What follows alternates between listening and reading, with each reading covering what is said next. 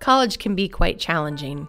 I recall many a sad day as an OSU student, feeling down or sorry for myself, nearly drowning in a pool of my own tears. It was winter quarter, my grandmother was ill, I was very homesick and felt trapped because I had no way to get home. What seemed like the worst of my worries was being enrolled in a 7 a.m. chemistry class. Ugh, I seemed destined for failure. Maybe I wasn't cut out for college. Whatever the case, I now found myself crying in a saturated pile on a dusty hallway floor. I was vulnerable. I had hit rock bottom. Suddenly, a strong yet gentle tap fell upon my defeated shoulder. I peered up, gazing through cloudy, bloodshot eyes. The tall, dark figure that appeared before me seemed vaguely familiar. "Hello, young lady, I'm Dorothy, and I'm the Canfield Hall housekeeper. Remember me?"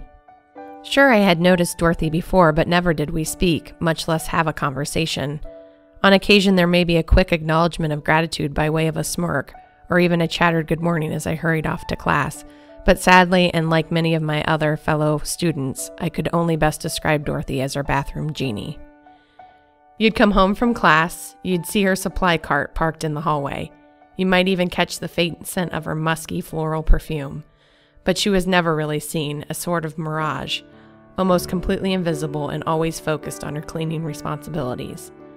Now suddenly she's there, leaning towards me. Her strong, wrinkly black hand immediately elevated me to my feet. She leaned towards me with outstretched arms. "You'll be okay."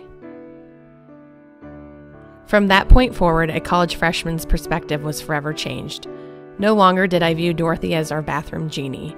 She was a remarkable, loving, caring human being, a person with her own stories, her own triumphs, and her own defeats. Dorothy quickly became an integral part of my daily repertoire and my close friend. And slowly more and more of us from Canfield 4 began the great transition from ignorance to gratitude and fond appreciation. When we found out it was her birthday, we'd throw her a surprise birthday party. We'd make her cards on special occasions and holidays. We each patiently awaited her shift to end so we could get more time with her. Little did we know, Dorothy stayed late many of those days, unpaid. When I think back on those days, I realize just how extraordinary Dorothy was. She wanted to make a difference in our lives, and we genuinely hoped to make one in hers. I don't know if Dorothy still works at Ohio State today, but I've certainly thought about her a time or two upon returning as an employee, and I carry her with me. Had she gone about her merry way that day and ignored my tears, the story may be told very differently. My perspective may be very different. But instead I got to meet housekeeper Dorothy, who carried me away in scarlet and gray. Today I'm back at the university and I work for a service-focused department. I'm afforded the great privilege to work beside many talented, hardworking employees like Dorothy, and I'm reminded of what she did for us and how I'd like to pay that forward. Whatever your role may be at this university, let's take a page from Dorothy. Let's all create a Dorothy experience. Let's all start contributing to a positive environment, one that's full of generosity and respect. Let's all incorporate random acts of kindness into our work.